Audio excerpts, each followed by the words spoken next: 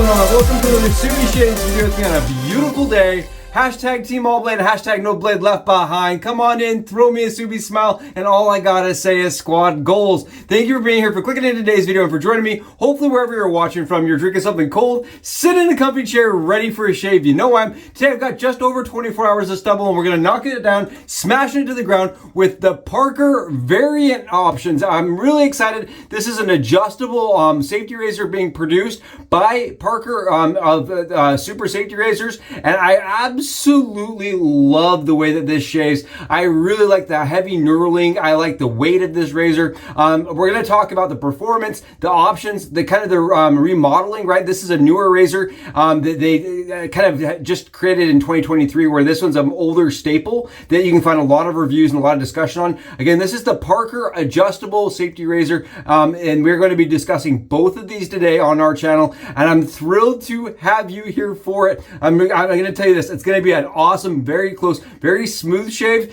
based on how the face shave went today. We're going to be kind of revisiting, going back over Goodfellas Smile Sea Citrus. This is one of those ones that I really enjoy, especially this time of year as spring's coming in. I like to smell a little fresh, a little clean, and this has this aquatic note to it that really pops. It has kind of like I would say a floral fragrance as an undertone, but it's really like a nice like the slightly citrusy sea scent that I really enjoy. Again, it's like an aquatic with kind of an undertone of like maybe citrus and maybe a little floral. I really enjoy this. Again, this is Goodfellas Smile. You can see it's got a little teeny tiny tub, and the soap is extremely soft. I had no problem getting the soap slicer to go right through it today, and we lathered up with our Parker shaving brush and our Phoenix Artisan Accoutrement Dreamscape Scuttle. Take a look here at this stuff. Absolutely phenomenal, shiny, rich, hydrated, and the brush has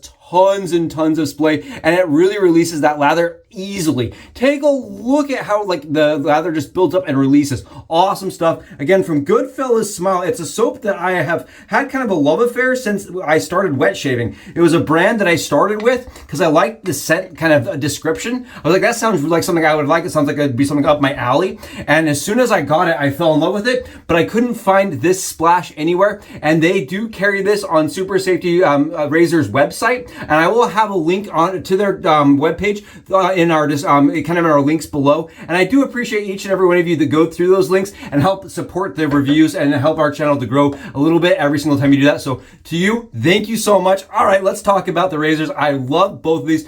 This is kind of inspired by, right, the whole entire discussion here based on a question I got over the weekend. Somebody said, hey, I have $70 and I'm looking to dip my foot in the adjustable arena. And you know, what's out there, what's available, what can I expect, and what should I be looking at? And that kind of made me do a pause, and I kind of wanted to ask everybody here. We have a pretty good following now. What's your opinion, and what's the razor you would recommend to a new shaver looking to dip their feet into the craft, try out something new, right? Maybe be a little adventurous with an adjustable safety razor to add to their arsenal, right? Probably somebody that's used a 3-piece razor before, but wants to try the concept of an adjustable mechanic and kind of adding a little bit of flexibility to their shave. I did look it up on ChatGPT, right? I was like, let's just check it out. Let's see what the system, right? Let's see what the web can kind of collate for us and put together and recommend. And they kind of said, you know, the 6C obviously comes up. The Parker variant also comes out, and the Merkur Progress. And I don't think the Merkur Progress gets nearly enough discussion and enough highlights. It's an older razor, and I think because it's become kind of like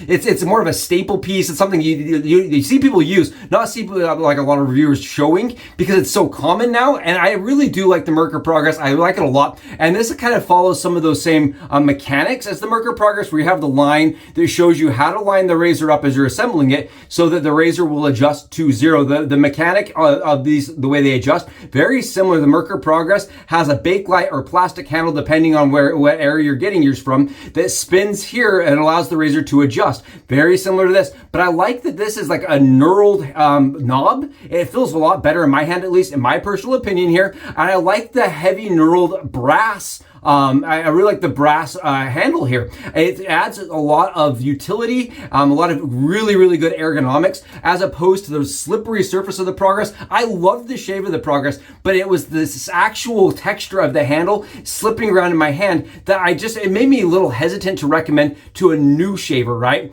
I was very curious, and I was wondering what they would recommend as far as vintage on ChatGPT, but it didn't recommend anything. And the actual shaver said, hey, what's your opinion on vintage razors, right? And before everybody starts lighting torches and getting ready to come after me, I just wanted to mention, this is my personal opinion here, and this maybe not a popular opinion, but it's my personal opinion. After purchasing a lot of vintage razors, I have had a lot of problems, even going to really reliable sources, getting one that I can guarantee is going to be in good condition. And what a lot of people will say is, well, the Gillette Slims of the older 50s, awesome razors, the Black Beauties, the Fat Boys, the Gillette era of adjustables are the way you should be looking for. And I almost kind of pause and say, but for a new shaver that doesn't know how those, razors should perform, they don't know how the razor should feel on the skin, and they don't know how the mechanics work behind those razors, let alone cleaning, maintaining, and making sure that it's serviced and ready for a shave. Now, I have a lot of people that said, okay, well, if you go through somebody like Razor Emporium, they do all that work for you, it comes straight to your door, and if there is problems, maybe the new shaver wouldn't recognize it, but if there's massive issues where they're cutting themselves up, they can reach over to Razor Emporium, and Razor Emporium will help them out. The problem is the price, right? And that's the other issue I wanted to cover with a vintage era razor, is this massive bell curve that's all over the place, and it makes no sense. You can find a quality vintage safety razor that's $1 and a really beat up crappy one that somebody just found in an estate sale they think is worth $1 million, and there's no balance to it. The free market doesn't really determine it, and it's just kind of people randomly putting things up saying, I have this thing, does anybody want it? And then kind of guessing what it's worth, and half the time they're not labeled correctly. I want to call that out. Most of the time when you find something that's actually really, really good, it's not labeled correctly, and that's why it hasn't been scooped up. So the vintage kind of razors, I actually kind of push away from. I say, unless you know the person is using the safety razor and they like the way it's shaving and they're giving it to you in person and you can self-inspect it, I would heavily recommend doing something more like this, where you're going to be buying that's a modern tolerance. You can order it straight from Amazon to your door. Go over to see Super Safety Razors through our link. You can do that as well. You can pick up one of these razors in several different variations as far as color goes. This is their graphite, or their satin chrome and graphite handle. They no longer call it black. Apparently this has gone through some revisions. They used to do a black powder coat, but they're now doing a black electro coating to it, and that's a more expensive process, but the electro coating is a lot better as far as longevity and lasting and keeping its color. And then the other thing they've kind of updated is the actual the tolerances have been updated slightly. I guess some people were receiving ones that did not have a very straight blade gap and blade exposure, whereas these do now. For anybody curious, and we're going to start some shaving here, anybody curious out there that wants to know kind of where these blades are sitting as far as adjustment goes, I am on 24 hours of growth right now, and I am shaving on 3.75 or 3.8, depending on how good my eye is. Very, very close to the 4. Very, very close. And I like the way that shaves on 24 hours of growth. For me, it really feels nice. It feels very smooth. It has the performance I'm looking for. And somebody actually went to the effort to measure the blade gap using kind of caliper, really precise calipers. And they came to the conclusion it is a 0.25 per letter, per number adjustment. So it starts at 0.5 and it goes up to 1.5 as far as gap goes. I did not see any kind of discussion on blade exposure. And when I reached out to Parker themselves, they said those numbers are not released from them directly. And I'm sure that's probably to protect their, process and their, prevent people from kind of duplicating and mimicking them.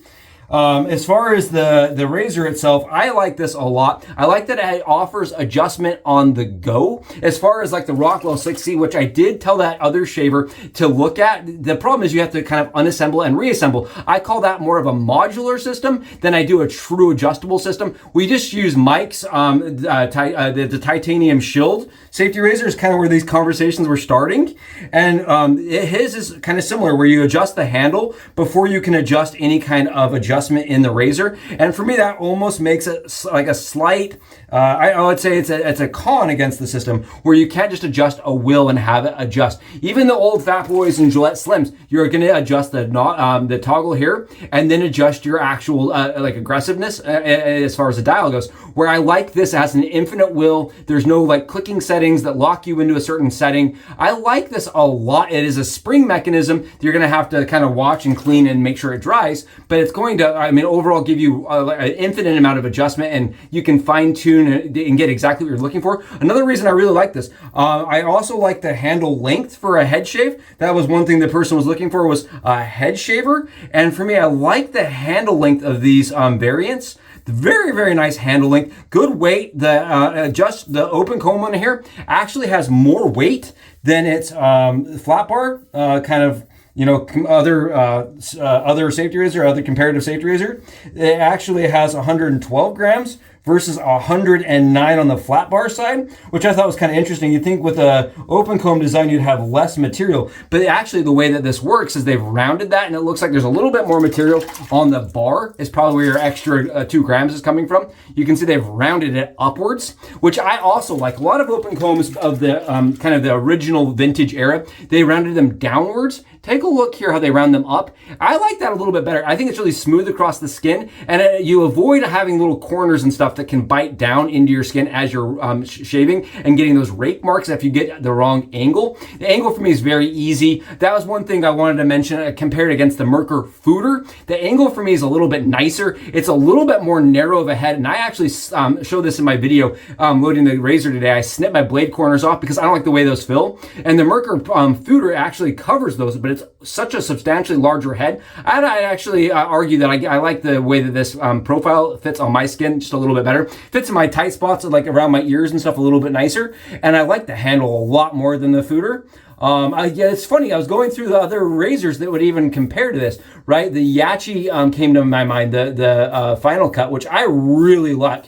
And it's probably a little bit more mild of a razor than these razors by themselves. I do want to call this out. The actual shaver, the newer shaver, said, you know, what's the aggressiveness setting? You know, I've heard these are aggressive. I've had a lot of people actually reach out to me and say, how aggressive truly is this razor compared to a lot of the other razors on the market? And I wanted to just really quickly, as we're switching over to the flat bar side here, just kind of review that, because often you'll hear people discussing, well, it's super aggressive, it's uncomfortable to use, I'm having all these problems, you know, it's unbearable. And for me, aggressive razors, like the term aggressive, is truly a self-perspective than it is mostly anything else. So if I were to tell you as a new shaver, that's super aggressive, but I only have an N of 1, how do you know? You truly don't know if it's aggressive. It can be very mild. You're just not used to the way it feels. And I want to call that out because I think a lot of the times you read reviews, things on like Amazon, things like that, that say this is very aggressive.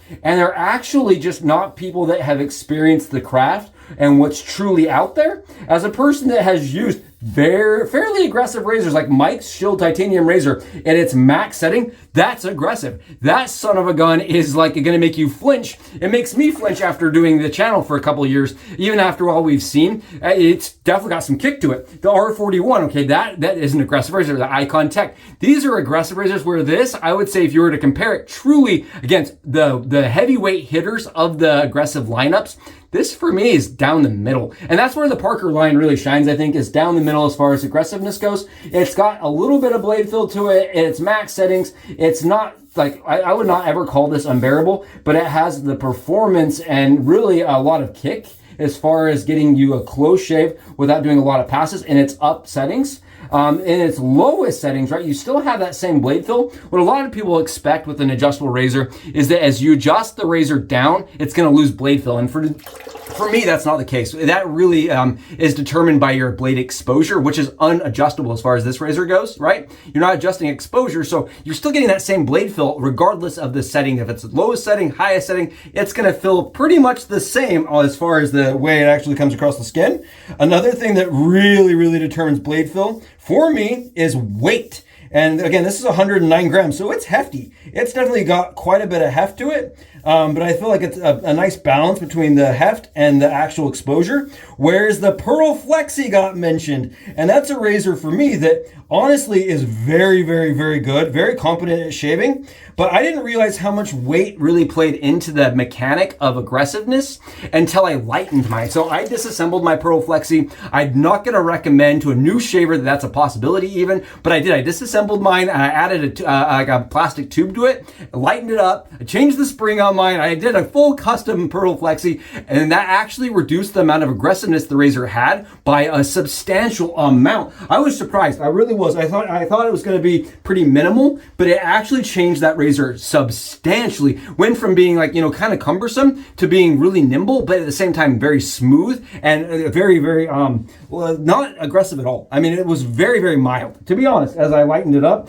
Whereas these razors, right, I feel like they come to your door like this in a good format and in a good weight. Whereas the Pearl Flexi, it took me some getting used to. And if you're not used to a heavy, heavy, heavy safety razor, that's a tank. It's a behemoth. And I just don't know if it's going to be one that you're going to love at like day-to-day usage, right? I feel like for the person looking for one of these razors, looking for something similar to this, they're looking for a razor they can use daily, right? They're not looking for a razor that is going to provide them with some huge forearms at the end of the month, right? No, they're looking for a razor that's going to be very usable, very friendly, that's going to give them a smooth shave every single day. It's going to be dependable and consistent, and it's not going to be fiddly. I find that this razor is all of those things. There's not like a lot of caveats or issues or standout things that I would say you got to be aware of this, other than the fact that it is a ZMAC head, and it's a brass handle, which is a much higher quality material, but the head itself it's a compound material, right,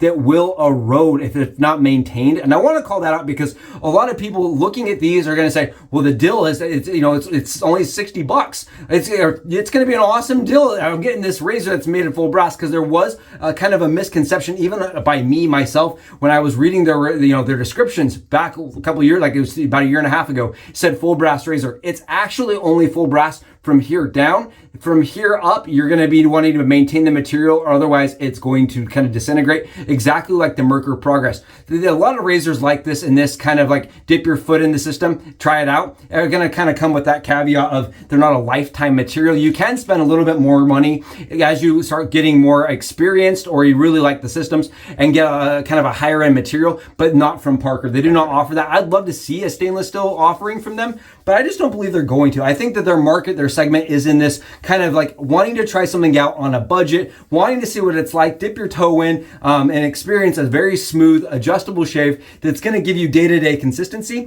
at a great price. And I think that's what Parker has come out and done. I think they've done a phenomenal job with the variant, and I think that they've really done like a good job with giving something to the community that offers like a great gift, and it's not going to put off a person trying it out for the first time ever. Awesome shave today, really close, really comfortable. Thank you for being here. If you haven't, please go below, smash that sub button. I'd love to hear your thoughts in the comments on what you would recommend and kind of your thoughts on adjustable razors themselves. Do you use them? Do you leave them in one setting and then just shave with them forever that way? Let me know in the comments. I'd love to chat, and until I see you down there, soups out.